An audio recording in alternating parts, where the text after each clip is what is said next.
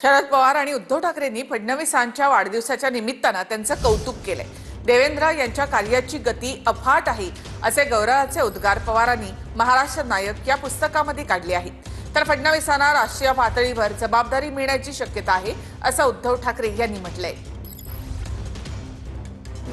देवेंद्र यांच्या कार्याची गती अफाट, पवारांकडून फडणवीसांवर कौतुकाचा वर्षाव। फडणवीसांचे कष्ट पाहून ते थकत कसे नाहीत असा प्रश्न पडतो। शरद पवार, देवेंद्र फडणवीस यांच्या कामाचा झपाटा आणि उरक पाहिला की मी पहिल्यांदा मुख्यमंत्री झालो तो कार्यकाळ आठवतो।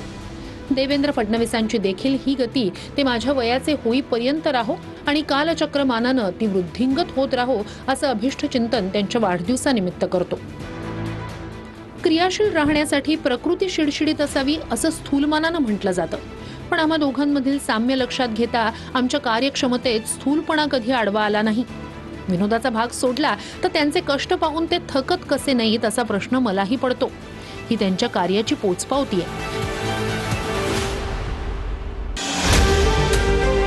एक प्रामाणिक हुशार राजकारणी, ठाकरेंकडूनही कौतुक। फडणवीस यांनी वयाच्या अवघ्या 22व्या वर्षी नागपूर महानगरपालिकेत नगरसेवक म्हणून प्रवेश केला।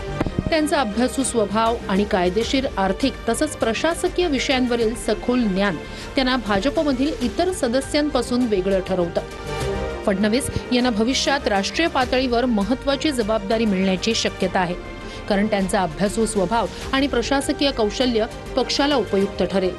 देवेंद्र फडणवीस यांची भाजपमधील प्रतिमा ही एक गतिमान, अभ्यासू आणि पक्षनिष्ठ नेते अशी आहे। फडणवीस यांनी नेहमीच सर्वसामान्य नागरिकांना केंद्रस्थानी ठेवून काम केलं। महाराष्ट्रात पक्षाला मजबूत करण्यात त्यांना यश मिळालं आहे। त्यांचं आर्थिक आणि सामाजिक धोरणांचं यश, राष्ट्रीय स्वयंसेवक संघाशी असलेली जवळीक आणि केंद्रीय नेतृत्वाचा पाठिंबा यामुळे त्यांचं स्थान दृढ आहे। भविष्यात त्यांना देशाच्या राजकारणात आणि त्यांच्या मनातील योजनांमध्ये यश मिळो ही मनपूर्वक शुभेच्छा। उद्धव ठाकरे।